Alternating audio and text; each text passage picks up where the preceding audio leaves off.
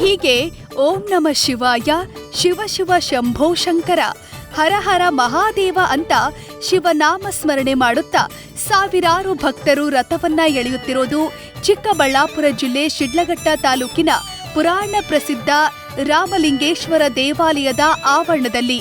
ಹೌದು, ತ್ರೇತಾಯುಗದಲ್ಲಿ ಶ್ರೀರಾಮ ವನವಾಸದಲ್ಲಿ ಇದ್ದಾಗ ಇಲ್ಲಿನ ಬೆಟ್ಟದ ಮೇಲೆ ನೆಲೆಸಿದ್ದರಂತೆ. ಆ ಸಂದರ್ಭದಲ್ಲಿ ಶಿವಲಿಂಗವನ್ನ ಪ್ರತಿಷ್ಠಾಪಿಸಿದ್ದರಂತೆ. ಅದೇ ಕಾರಣಕ್ಕೆ ಈ ಸ್ಥಳ ರಾಮಲಿಂಗೇಶ್ವರ ಕ್ಷೇತ್ರ ಅಂತಾನೆ ಖ್ಯಾತಿಯಾಗಿದೆ. ಬೆಳಗ್ಗೆಯಿಂದಲೇ ರಾಮಲಿಂಗೇಶ್ವರನ ದರ್ಶನ ಪಡೆಯಲು ಸಾವಿರಾರು ಭಕ್ತರು ಸರತಿ ಸಾಲಿನಲ್ಲಿ ನಿಂತು ದೇವರ ದರ್ಶನ ಪಡೆದ್ರು. ಈ ವೇಳೆ ಸಚಿವ ಡಾಕ್ಟರ್ ಎಂಸಿ ಸುಧಾಕರ್, ಶಿಡ್ಲಘಟ್ಟ ಶಾಸಕ ಬಿಎನ್ ರವಿಕುಮಾರ್ ಭಾಗಿಯಾಗಿದ್ರು.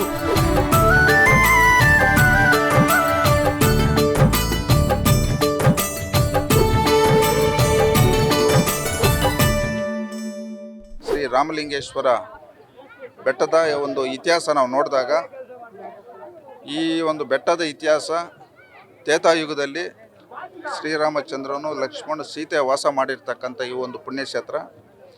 ಇಲ್ಲಿ ಸುಮಾರು 1974ರಿಂದ ಇಲ್ಲಿ ರಥೋತ್ಸವ ಕಾರ್ಯಕ್ರಮವನ್ನು ಈ ಭಾಗದ ಮುಖಂಡರುಗಳು ಇವತ್ತು ಆಚರಣೆ ಮಾಡ್ಕೊಂಡು ಬರ್ತಾ ಇದ್ದಾರೆ.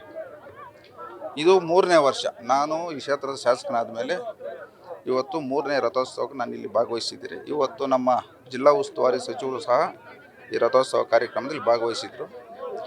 ಇವತ್ತು ಏನು ಈ ಬಶೆಟ್ಟಹಳ್ಳಿ ಗ್ರಾಮ ಪಂಚಾಯತಿ ನೋಡಿದಂಥ ಸಂದರ್ಭದಲ್ಲಿ ಭಾಳಷ್ಟು ಹಿಂದುಳಿದಿರ್ತಕ್ಕಂಥ ಕ್ಷೇತ್ರ, ವಿಶೇಷವಾಗಿ ನಮ್ಮ ಚಿಲ್ಕಲ್ನರ್ಗ ಹೋಬಳಿ, ಸಾದ್ಲಿ ಹೋಬಳಿ, ಬಶೆಟ್ಟಹಳ್ಳಿ ಹೋಬಳಿ. ಈ ಒಂದು ಪಂಚಾಯಿತಿಗೆ 31 ತಿಂಗಳ ಅವಧಿಯಲ್ಲಿ ಸುಮಾರು 5.5 ಕೋಟಿ ಅನುದಾನವನ್ನು ನಾವು ಕೊಟ್ಟಿದ್ದೀವಿ ಬೇರೆ ಈ ಒಂದು ಪಂಚಾಯಿತಿಗೆ. ಇವತ್ತು ನಮ್ಮ ಒಂಟೂರು ಮುಖೇನ ಚಿಕ್ಕಬಳ್ಳಾಪುರ ಗಡಿಗೆ ಹೋಗ್ತಕ್ಕಂಥದ್ದು 2,05,00,000 ಅನುದಾನ, ಮತ್ತು ಈ ಬೆಟ್ಟ ರಸ್ತೆಗೆ ಒಂದು 25 ಲಕ್ಷ, KPSC ಶಾಲೆಗೆ ಒಂದು 40 ಲಕ್ಷ, ಮತ್ತು ನಮ್ಮ ಅಮ್ಗಾರಹಳ್ಳಿ ರಸ್ತೆಗೆ 1,60,00,000. ಬೇರೆ ಸಣ್ಣ ಪುಟ್ಟ ಕೆಲಸಗಳೆಲ್ಲ ಸೇರಿ ಸುಮಾರು ಒಂದು 5.5 ಕೋಟಿ ಬೇರೆ ಈ ಗ್ರಾಮ ಪಂಚಾಯತಿ ಕೊಟ್ಟಿದ್ದೀವಿ. ಇವತ್ತು ನಮ್ಮ ಒಂದು ಸಂಕಲ್ಪ ಇರತಕ್ಕಂಥದ್ದು, ಇವತ್ತು ಈ ಕ್ಷೇತ್ರದಲ್ಲಿ ಏನು ಇವತ್ತು ಅಭಿವೃದ್ಧಿ ಆಗ್ತಕ್ಕಂಥ ಕೆಲಸಗಳು ಮಾನ್ಯ ಮುಖ್ಯಮಂತ್ರಿಗಳು ಮತ್ತು ಸಚಿವರು ನಮಗೆ ಈ ಕ್ಷೇತ್ರದ ಅಭಿವೃದ್ಧಿಗೆ ನಾವು ಸಹಕಾರ ಕೊಡ್ತೀರಿ ಅಂತ ಹೇಳಿದ್ದಾರೆ. ನಾಳೆ ಬಡ್ಜೆಟಲ್ಲಿ ಒಂದು ವಿಶೇಷ ಅನುದಾನ ಈ ಕ್ಷೇತ್ರಕ್ಕೆ ತರ್ತಕ್ಕಂಥದ್ದು ಆಗ್ತದೆ. ಇವತ್ತು ನಾವೆಲ್ಲರೂ ಬಂದು ಇವತ್ತು ಆ ಭಗವಂತನಲ್ಲಿ ಸಂಕಲ್ಪವನ್ನು ಮಾಡಿ ವಿಶೇಷ ಪೂಜೆಯನ್ನು ಸಲ್ಲಿಸಿ ಈ ಭಾಗದ ಎಲ್ರಿಗೂ ಒಳ್ಳೆಯದಾಗಲಿ, ಈ ಭಾಗದಲ್ಲಿರ್ತಕ್ಕಂಥ ನಮ್ಮ ಕ್ಷೇತ್ರ ಎಲ್ಲ ರೈತರಿಗೆ ಒಳ್ಳೆಯದಾಗಲಿ ಅಂತ ಇವತ್ತು ಒಂದು ಪೂಜೆಯನ್ನು ಮಾಡಿದ್ದೀವಿ. ಪ್ರತಿ ವರ್ಷವೂ ನಮ್ಮ ಮುಖಂಡರು ಇಲ್ಲಿ ಹೆಚ್ಚಿನ ಜವಾಬ್ದಾರಿಯನ್ನು ವಹಿಸ್ಕೊಂಡು ಬಂದಂಥವ್ರಿಗೆ ಊಟದ ವ್ಯವಸ್ಥೆ ಎಲ್ಲ ಮಾಡ್ತಾಯಿದ್ದಾರೆ. ಅದೇ ರೀತಿ ಇವತ್ತು ಇಲ್ಲಿ ನಾವು ನೋಡಿದಂಥ ಸಂದರ್ಭ ದಿನ ಜನಸಂಖ್ಯೆ ಹೆಚ್ಚಾಗ್ತಾಯಿದೆ. ದೇವಾಲಯ ದರ್ಶನಕ್ಕೆ ಮುಂದೆ ಇನ್ನೂ ಹೆಚ್ಚಿನ ಜನ ಬರ್ತಾರೆ. ಈ ಅಭಿವೃದ್ಧಿ ಮಾಡ್ತಕ್ಕಂಥದ್ದು ಇವತ್ತು ನಮ್ಮ ಜವಾಬ್ದಾರಿ ಇದೆ, ಮಾಡ್ತೀವಿ.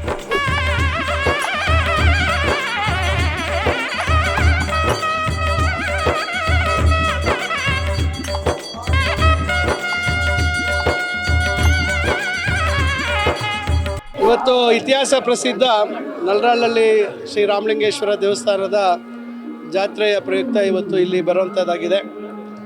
ನಾನು ಮೊದಲನೇ ಬಾರಿ ಬರ್ತಾಯಿದ್ದೀನಿ, ಯಾಕೆಂದರೆ ಕಳೆದ ಬಾರಿನೂ ನನಗೆ ಬಂದು ಕರೆದಿದ್ರು, ಬರೋಕ್ಕಾಗಿಲ್ಲ, ಸಮಯ ಕೂಡ ಬರಲಿಲ್ಲ. ಇವತ್ತು ಬರೋದಕ್ಕಾಗಲ್ಲ ಅಂದ್ಕೊಂಡಿದ್ದೆ, ಮತ್ತು ಇವತ್ತು ಬರೋಕ್ಕಾಗಲ್ಲ ಅಂದ್ಕೊಂಡಿದ್ದೆ. ಮೋಸ್ಟ್ಲಿ ಟೈಮ್ ಆಗೋದಿಲ್ಲ ಅಂತ ಕಾರ್ಯಕ್ರಮ ಆಯಿತು ಚಿಂತಾಮಣಿಯಲ್ಲಿ. ಎಲ್ಲರೂ ಇಲ್ಲಿ ಇರ್ತಕ್ಕಂಥ ಮುಖಂಡರು ಎಲ್ಲರೂ ನನಗೆ ಬರಬೇಕು ಅಂದರು. ಶಾಸಕರು ಕೂಡ ಬೆಳಗ್ಗೆ ಒಂದು 5 ನಿಮಿಷ ಆದರೂ ಬಂದು ಹೋಗ್ಬೇಕಣ್ಣ ಅಂಥೇಳಿ ಅವರು ನನಗೆ ಒತ್ತಾಯ ಮಾಡಿದ್ರು. ನಾನು ತೇರು ಎಳೆಯುವಂಥ ಸಮಯಕ್ಕೆ ಬರದೇ ಇರ್ಬೋದು, ದಯವಿಟ್ಟು ಅದನ್ನು ನೀವು ಮುಂದುವರಿಸಿ, ನಾನು ಆಮೇಲೆ ಬರ್ತೀನಿ ಅಂತ ಹೇಳಿದ್ದೆ. ಅದೇ ರೀತಿ ಇವತ್ತು ಬಂದರೆ ಸುಮಾರು ಸಾವಿರಾರು ಜನ ಇಲ್ಲಿ ಇವತ್ತು ಭಕ್ತಾದಿಗಳು ಭಾಳ ಶ್ರದ್ಧೆಯಿಂದ ಬಂದು ದೇವರ ದರ್ಶನವನ್ನು ಪಡೆಯಕ್ಕೆ ಬಂದಿದ್ದಾರೆ. ಇದು ಒಳ್ಳೆಯ ಇತಿಹಾಸ ಇರ್ತಕ್ಕಂಥ ದೇವಸ್ಥಾನ ಅಂತಕ್ಕಂಥ ಮಾತನ್ನು ಹೇಳ್ತಾ ಇದ್ದಾರೆ. ಬಹುಶಃ ನಮ್ಮ ದೇಶದಲ್ಲಿ ಇರ್ತಕ್ಕಂಥದ್ದು ಆಸ್ತಿ ಇದೆ. ಇವತ್ತು ಏನು ವಿಶೇಷವಾಗಿ ದಕ್ಷಿಣ ಭಾರತದಲ್ಲಿ ಎಲ್ಲೆಲ್ಲಿ ಬೆಟ್ಟಗಳಿದ್ದಾವೆ, ನಾವು ನಮ್ಮ ಪೂರ್ವಿಕರು ಬಹುಶಃ ಇದು ನಮಗೆ ಉಳಿಸಿರ್ತಕ್ಕಂಥದ್ದು ಇದು. ಯಾಕೆಂದರೆ ಭಾಳಷ್ಟು ಇತಿಹಾಸ ಪ್ರಸಿದ್ಧ ದೇವಸ್ಥಾನಗಳನ್ನು ಹಿಂದೆ ಹಲವಾರು ಸಂದರ್ಭಗಳಲ್ಲಿ ದಶಕಗಳ ಹಿಂದೆ ನಾಶ ಆಗಿರ್ತಕ್ಕಂಥದ್ದು, ಅದಕ್ಕೆ ಚ್ಯುತಿಯಾಗಿರ್ತಕ್ಕಂಥದ್ದೆಲ್ಲ ನೋಡಿದ್ದೀವಿ. ಆದರೆ ಬಹುಶಃ ಇದು ನಮ್ಮ ಪೂರ್ವಿಕರು ಇಷ್ಟೆಲ್ಲ ಶ್ರಮ ವಹಿಸಿ ಬೆಟ್ಟದ ಮೇಲೆ ಬಂದು ಈ ರೀತಿಯಾಗಿ ದೇವಸ್ಥಾನಗಳನ್ನು ನಿರ್ಮಾಣ ಮಾಡಿರ್ತಕ್ಕಂಥದ್ದು. ಇವತ್ತು ಸುಮಾರು ಸಾವಿರಾರು ಈ ರೀತಿಯಾದಂಥ ದೇವಸ್ಥಾನಗಳಿದ್ದಾವೆ.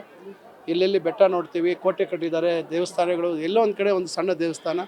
ಇದು ನಮ್ಮ ಏನು ಭಾರತೀಯ ಸಂಸ್ಕೃತಿಯ ಒಂದು ಪ್ರತೀಕ. ಇದು ನಾವು ಶತಮಾನಗಳೆಷ್ಟೇ ಆಗಲಿ ಅದನ್ನು ಅಳಿಸ್ತಕ್ಕಂಥಕ್ಕೆ ಯಾರಿಂದ ಸಾಧ್ಯ ಇಲ್ಲ. ಅದನ್ನು ನಾವು ಈ ಮುಂದಿನ ಪೀಳಿಗೆಗೆ ಇದರ ಬಗ್ಗೆ ಅವರು ಕೂಡ ಈಗ ಇದನ್ನು ಉಳಿಸಿ ಬೆಳೆಸುವಂಥದ್ದನ್ನು ನಾವು ಮಾಡಬೇಕು. ಯಾಕಂದರೆ ನಾವೆಲ್ಲ ಬೆಳೆದಿರ್ತಕ್ಕಂಥ ವಾತಾವರಣ ಬೇರೆ. ಆದರೆ ಈಗಿನ ಪೀಳಿಗೆ ಭಾಳಷ್ಟು ಪಾಶ್ಚಾತ್ಯ ಸಂಸ್ಕೃತಿಗೆ ಪ್ರಭಾವಿತರಾಗಿರ್ತಕ್ಕಂಥ ಸಂದರ್ಭದಲ್ಲಿ ನಾವು ಇಂಥ ಜಾತ್ರೆಗಳನ್ನು ನಿರಂತರವಾಗಿ ನಾವು ಹಿರಿಯರು ಯಾರಿದ್ದೀವಿ ನಾವೆಲ್ಲ ಮಾಡ್ಕೊಂಡು ಬರ್ತಾಯಿದ್ದೀವಿ. ಆದರೆ ಇದನ್ನು ಮುಂದಿನ ಪೀಳಿಗೆಗೆ ಸಹ ಈ ಕಡೆ ಗಮನ ಹರಿಸಿ ಇದನ್ನು ಮುಂದುವರಿಸುವಂಥದ್ದು ಆದಾಗ ಇನ್ನು ಸಾವಿರಾರು ವರ್ಷ ಭೂಮಿ ಇರೋವರೆಗೂ ಇವೆಲ್ಲ ಉಳಿಲಿಕ್ಕೆ ಸಾಧ್ಯ ಆಗುತ್ತೆ.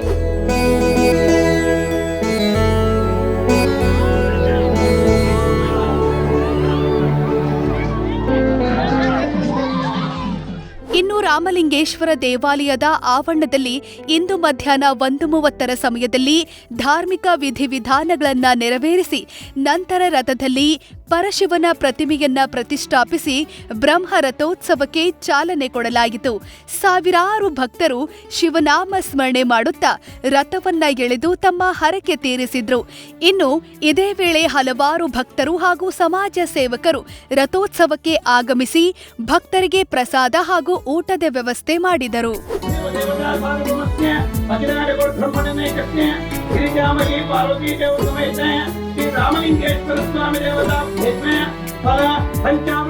ಇಲ್ಲಿ ಪ್ರತಿ ವರ್ಷವೂ ಸಹ ಬಹಳ ವಿಜೃಂಭಣೆಯಿಂದ ಅದ್ಧೂರಿಯಾಗಿ ರಾಮಲಿಂಗೇಶ್ವರ ಸ್ವಾಮಿ ದೇವರ ಒಂದು ರಥೋತ್ಸವ ಇಲ್ಲಿ ನಡೆಯುವಂಥದ್ದು ಪ್ರತಿ ವರ್ಷದಂತೆ ಒಂದು ವಾಡಿಕೆ. ಈ ವರ್ಷ ನಮ್ಮ ಸ್ನೇಹಿತರು ಮುಖಂಡರು ಎಲ್ಲರೂ ಸಹ ಸೇರಿಕೊಂಡು ಇಲ್ಲಿ ಒಂದು 2-3 ಸಾವಿರ ಜನಕ್ಕೆ ಅನ್ನಪ್ರಸಾದ ಏರ್ಪಾಟ್ ಮಾಡಿ ಎಲ್ಲರಿಗೂ ಸಹ ಪ್ರಸಾದ ವಿನಿಯೋಗ ಮಾಡ್ತಾ ಇರುವಂಥದ್ದು. ಮತ್ತು ಪ್ರತಿ ವರ್ಷವೂ ಸಹ ಇಲ್ಲಿ ಬೆಟ್ಟದ ಮೇಲೆ ನೆಲೆಸಿರೋಂಥ ಒಂದು ಮಹಾಶಿವನ ದೇವಸ್ಥಾನಕ್ಕೆ ಸಾವಿರಾರು ಸಂಖ್ಯೆಯಲ್ಲಿ ಭಕ್ತರು ಬರುವಂಥದ್ದು ವರ್ಷದ ಪ್ರಾರಂಭ ಆಗಿರೋದ್ರಿಂದ ತಮ್ಮ ಹರಕೆಗಳನ್ನೆಲ್ಲ ಇಲ್ಲಿ ಕೋರಿ ದೇವರಿಗೆ ಒಂದು ರೀತಿ ಒಂದು ಪೂಜೆನ ಮಾಡಿ ಅವರ ಏನು ಸಮಸ್ಯೆಗಳಿಗೆಲ್ಲ ಒಂದು ಕೋರುವಂಥದ್ದು ವಿಚಾರವಾಗಿ ಇಲ್ಲಿ ದೊಡ್ಡ ಮಟ್ಟದ ಒಂದು ಜಾತ್ರಾ ಮಹೋತ್ಸವ ನಿಟ್ಟಿನಲ್ಲಿ ಸಾಕಷ್ಟು ಜನ ಬರೋಂಥದ್ದು ಇಲ್ಲಿ ಸೇರೋಂಥದ್ದು ಸಂಭ್ರಮ ಸಡಗರ ಇಲ್ಲಿ ತುಂಬಿ ತುಳುಕ್ತಾ ಇರ್ತದೆ. ಆ ನಿಟ್ಟಿನಲ್ಲಿ ಬೆಟ್ಟದ ಮೇಲೆ ತೇರನ್ನ ಸಹ ಇಲ್ಲಿ ದೇವ್ರನ್ನ ವಿಗ್ರಹನ ಕುಂಡಿಸಿ ಅಲ್ಲಿ ದೇವಸ್ಥಾನದ ಸುತ್ತಲೂ ಸಹ ಪ್ರದಕ್ಷಿಣೆ ಮಾಡೋಂಥದ್ದು ಒಂದು ದೊಡ್ಡ ತೇರಿನಲ್ಲಿ ಭಾಳಷ್ಟು ಕಣ್ಣಿಗೆ ಮುದ ಕೊಡೋಂಥದ್ದು ಮತ್ತು ಪರಮಾತ್ಮನ ಒಂದು ದರ್ಶನ ಆದಂಥ ಭಾವ ನಮಗೆ ಬರೋಂಥದ್ದು. ಇವೆಲ್ಲನೂ ಸಹ ನೋಡಿದಾಗ ಎಲ್ಲ ಒಂದು ಕಡೆ ನಮ್ಮಲ್ಲಿ ಸಾರ್ವಜನಿಕರು ಒಗ್ಗೂಡೋಂಥದ್ದು ವಿಚಾರ ಹಂಚ್ಕೊಳ್ಳೋದಕ್ಕೆ ಮತ್ತು ಸನಾತನ ಧರ್ಮದ ಭಾಗವಾಗಿ ನಾವೆಲ್ಲನೂ ಸಹ ದೇವರು ನಮ್ಮೆಲ್ಲರ ನಂಬಿಕೆ ನಮ್ಮೆಲ್ಲರ ಹಿತ ಕಾಪಾಡ್ತಾನೆ ಕಾಯ್ತಾನೆ ಅಂತೇಳಿ ಒಂದು ದೊಡ್ಡ ಶಕ್ತಿ ನಮಗೆ, ಅದೊಂದು ನಂಬಿಕೆ. ಎಲ್ರಿಗೂ ಒಳ್ಳೆಯದಾಗಲಿ ಅಂತಲೇ ಏನು ಬೇರೆ ವಿಶೇಷವಾಗಿ ಏನೂ ಇರೋದಿಲ್ಲ. ಹಾಗಾಗಿ ಎಲ್ರಿಗೂ ಶುಭ ಆಗಲಿ, ಹೊಸ ವರ್ಷ ಎಲ್ರಿಗೂ ಕಾಪಾಡಲಿ. ರೈತರಿಗೆ ಹೆಚ್ಚು ಮಳೆ ಆಗಬೇಕು, ಬೆಳೆ ಆಗಬೇಕು, ಅವ್ರು ಬೆಳೆದಂಥದ್ದಕ್ಕೆ ಒಳ್ಳೆ ಫಸಲು ಬರೋಂಥದ್ದು ಆಗಬೇಕು. ಒಂದು ದೊಡ್ಡ ಮಟ್ಟದ ಬದಲಾವಣೆಗಳು ಸರ್ಕಾರಗಳು ಆಲೋಚನೆ ಮಾಡಬೇಕು ರೈತನ ಬಗ್ಗೆ, ಅವ್ನು ಬೆಳೆಯುವಂಥ ಬೆಳೆಗಳ ಬಗ್ಗೆ.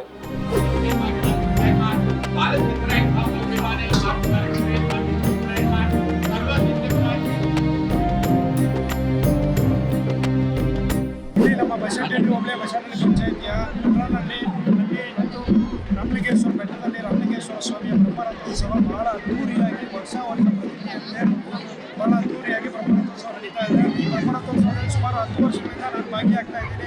ಆ ಭಗವಂತನ ಸೇವೆಯಲ್ಲಿ 10 ವರ್ಷಗಳಿಂದ ನಾನು ತೊಡಗಿದ್ದೀನಿ. ಇಲ್ಲಿ ಒಂದು ವಿಶೇಷ ಅಂತಂದರೆ ರಥೋತ್ಸವದಲ್ಲಿ ವರ್ಷ ಎಲ್ಲ ಭಕ್ತಾದಿಗಳು, ನಾನು ಕೂಡ ಅವರ ಭಕ್ತಾದಿ, ಒಂದು ದೇವ್ರ ಮೇಲೆ ಬಾಳೆಹಣ್ಣು ಹಾಕಿದ್ರೆ ಏನಾದರೂ ಒಂದು ಕೋರಿಕೆ ಇದ್ದರೆ ಅದು ಕೇಳ್ಕೊಂಡ್ರೆ ಮುಂದಿನ ವರ್ಷದಷ್ಟು ಈಡೇರುತ್ತೆ ಅನ್ನೋ ಒಂದು ಎಲ್ರಿಗೂ ಕೂಡ ಒಂದು ಭಕ್ತಿಯಿಂದ ಎಲ್ಲ ನಂಬಿಕೆ. ನಾನು ಕೂಡ ಬಂದು ಏನೇ ನಮ್ಮ ಕೋರಿಕೆಗಳಿಂದ ಬಾಳೆಹಣ್ಣು ಹಾಕಿ ಭಗವಂತ ಈಗ ಒಳ್ಳೆ ಕಾಲಪ್ಪ ಕೇಳ್ಕೊಂಡು ಹೋಗ್ತೀನಿ, ಖಂಡಿತ ಒಳ್ಳೆಯದಾಗ್ತಾ ಇದೆ. ನಾನು ಈ ವರ್ಷ ನಮ್ಮ ಶಿಡ್ಲಘಟ್ಟ ವಿಧಾನಸಭಾ ಕ್ಷೇತ್ರದಾದ್ಯಂತ ಹೆಚ್ಚಾಗಿ ರೈತಾಪಿ ವರ್ಗನೆ ಮೂಡೋದ್ರಿಂದ ಸಕಾಲಕ್ಕೆ ಸರಿಯಾಗಿ ಒಳ್ಳೆ ಮಳೆ ಆಗಲಿ, ಬೆಳೆ ಆಗಲಿ, ಸಮೃದ್ಧವಾಗಿ ನಮ್ಮ ಶಿಡ್ಲಘಟ್ಟ ವಿಧಾನಸಭಾ ಕ್ಷೇತ್ರ ಅಭಿವೃದ್ಧಿ ಆಗಲಿ, ಹೋಗ್ತಾ ಇರೋಂಥಲ್ಲ ಮಕ್ಕಳಿಗೂ ಒಳ್ಳೆ ಉದ್ಯೋಗ ಅವಕಾಶಗಳು ಕೊಡ್ತೀನಿ. ಅದೇ ರೀತಿ ಇಲ್ಲಿ ಯಾರೆಲ್ಲ ಸಣ್ಣ ಪುಟ್ಟ ವ್ಯಾಪಾರಸ್ಥರು ಅವ್ರಿಗೂ ಕೂಡ ಒಳ್ಳೆಯದಾಗಲಿ.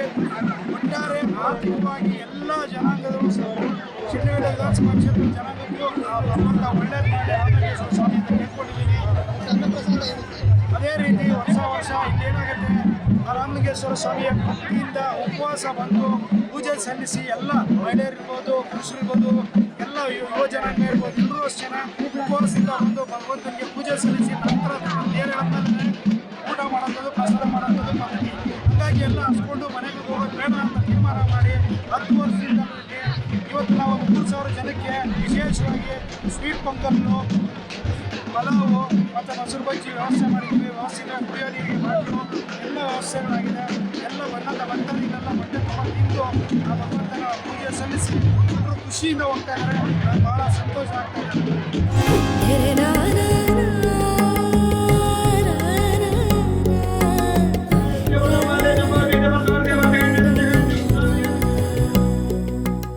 ಒಟ್ಟಾರೆ ಪುರಾಣ ಪ್ರಸಿದ್ಧ ರಾಮಲಿಂಗೇಶ್ವರ ಸನ್ನಿಧಿಯಲ್ಲಿ ಅದ್ಧೂರಿಯಾಗಿ ಬ್ರಹ್ಮ ರಥೋತ್ಸವ ನೆರವೇರಿದ್ದು, ರಥೋತ್ಸವವನ್ನ ಕಣ್ತುಂಬಿಕೊಳ್ಳಲು ರಾಜ್ಯ ಹಾಗೂ ನೆರೆ ರಾಜ್ಯಗಳ ವಿವಿಧ ಮೂಲೆಗಳಿಂದ ಸಾವಿರಾರು ಭಕ್ತರು ಆಗಮಿಸಿದ್ದರು. Suresh Gudibande, News First, Chikkaballapur.